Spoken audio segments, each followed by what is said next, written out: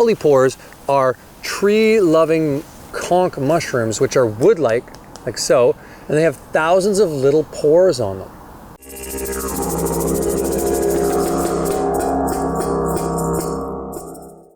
This is where the spores come out of the fruiting bodies here. These are called fruiting bodies. The actual organism lives in the tree and underground. The mycelium that starts to host the tree as it dies. In this case, this is a artist conch. This whole tree has the mycelium, or the organism, living in it. It's like the tree of the plant, whereas the fruiting body, like this, is really considered the apple or the fruit in that sense. So when we pick these, we're actually only picking the fruit of this mushroom. Now, one of the things about polypores is that they produce really advanced chemistry called beta-glucans and branched polysaccharides. Literally, these are just giant sugar molecules that have formed into these interesting Aztec glyph type shapes, and it's those shapes that help turn on our immune system and help get our body functioning and more in coherence or in harmony with the world around us. So these have been around for a long time. And one of the things is that they eat these trees. And good thing to kind of think about is we have a lot of ground mushrooms, but we also have these tree polypores. These are what we consider the higher evolution of the mushroom kingdom. A lot of these are antifungal, antibacterial, antiviral, anti-pathogenic, so to speak. So they help our body deal with some of these pathogens, and they help us kind of turn on the immune system so it knows how to recognize different types of disease and imbalance and come back into what we call coherence with the natural flow in the universe. So what we're looking for here is a mushroom that grows on a tree that has multiple little pores and is wood-like. These are the polypores and the conchs, and there aren't any of them that are highly toxic. So many of these mushrooms can be used medicinally.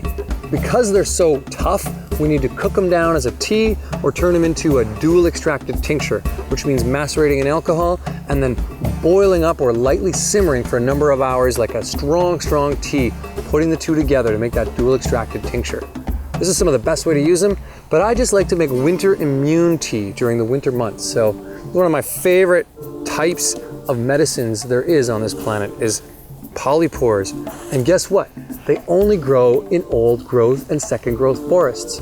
So it's a good indicator that if we save our forests, we might just be saving the best medicinal substances to help us adapt in these years to come, especially if we want to be more resilient on this polluted planet.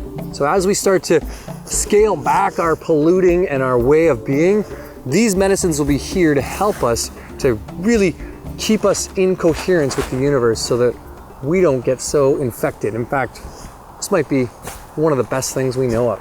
One of the things about tree-loving mushrooms is that they eat levity. So now this is a key thing. Now we all know about gravity, right? Gravity is that force that pulls us down. Now levity is the opposite force. Everything else in the universe, there is opposites of each other and each are polars. So levity is that upward moving energy. Now the highest, most abundant form of levity is trees. In fact, your levity, every animal, every plant is levity. In essence, it's moving blood or energy up into the universe, the opposite of gravity. So these are really eating the fifth element of those trees, that levity that's been stored over time. Yes, they might be eating the sugars, but it's actually that sort of essence of the tree that is giving them their power. So good strong levity eaters, just like us, eating the levity of the plants and the animals around us. These are very similar. Another thing to note that's really interesting about medicinal mushrooms is that this fungi here shares about 67% of the same DNA as we do. What does that mean? They get similar pathogenic diseases, similar issues that we do, and they're much closer related to us than plants, meaning that they actually have figured out different ways and strategies to deal with these similar issues. They impart that then onto us so that we can find healing and balance. So using medicinal mushrooms might be one of the best medicines we know of. There's a lot we don't know about fungi. They make up 1/4 of the biomass of this planet. And there are hundreds of thousands of species that we have never yet seen or identified. We believe that there could be a lot more out there that we have not yet tapped into to understand. And some of our best medicines are coming from these. Some of the most anti-cancer, anti-tumor, anti-chronic disease, anti-inflammatory, anti-pathogenic compounds that are found in these are the best chemistry we know of to work with healing and finding medicine on this planet. In fact, reishi, the reishi mushroom, has been studied more than any other medicinal substance on this planet. Heavily studied, heavily invested in by the Asian community, as they have a belief that these are some of the most potent medicines out there. Turkey tail is another one that is the most prescribed anti-cancer medicine in the Orient.